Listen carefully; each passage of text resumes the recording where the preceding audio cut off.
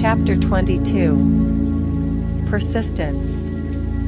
And he said unto them, Which of you shall have a friend, and shall go unto him at midnight, and say unto him, Friend, lend me 3 loaves?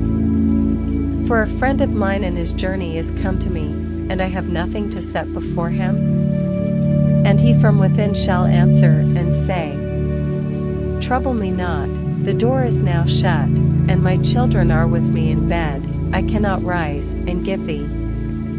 I say unto you, though he will not rise and give him, because he is his friend, yet because of his importunity he will rise and give him as many as he needeth. And I say unto you, Ask, and it shall be given you, seek, and ye shall find, knock, and it shall be opened unto you. Luke 11 verses 5-9.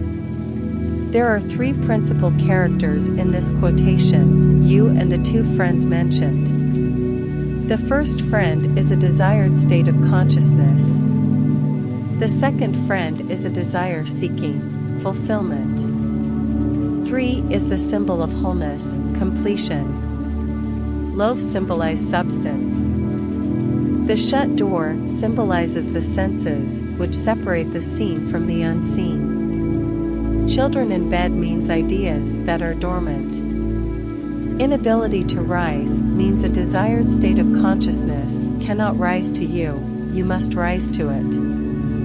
Importunity means demanding persistency, a kind of brazen impudence. Ask, seek, and knock mean assuming the consciousness of already having what you desire. Thus, the scriptures tell you that you must persist in rising to, assuming, the consciousness of your wish already being fulfilled. The promise is definite that if you are shameless in your impudence in assuming that you already have that which your senses deny, it shall be given unto you, your desire shall be attained. The Bible teaches the necessity of persistence by the use of many stories. When Jacob sought a blessing from the angel with whom he wrestled, he said, I will not let thee go, except thou bless me. Genesis 32 verse 26.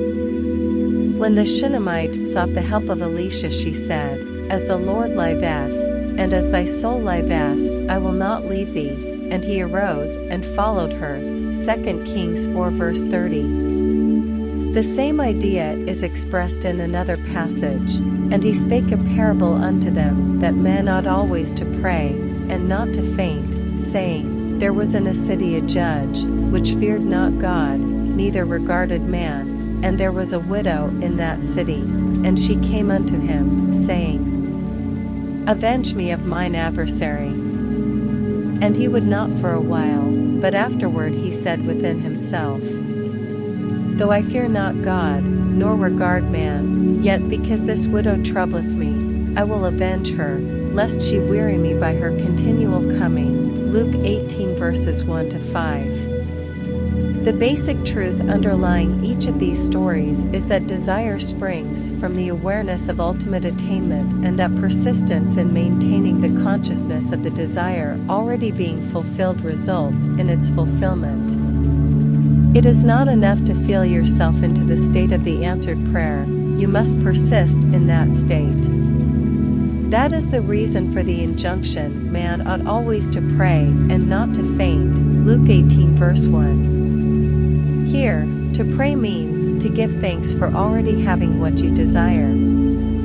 Only persistency in the assumption of the wish fulfilled can cause those subtle changes in your mind which result in the desired change in your life. It matters not whether they be angels, Elisha, or reluctant judges, all must respond in harmony with your persistent assumption. When it appears that people other than yourself in your world do not act toward you as you would like, it is not due to reluctance on their part, but a lack of persistence in your assumption of your life already being as you want it to be.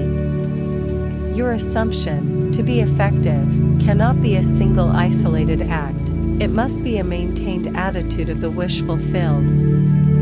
And that maintained attitude that gets you there, so that you think from your wish fulfilled instead of thinking about your wish, is aided by assuming the feeling of the wish fulfilled frequently. It is the frequency, not the length of time, that makes it natural. That to which you constantly return constitutes your truest self. Frequent occupancy of the feeling of the wish fulfilled is the secret of success.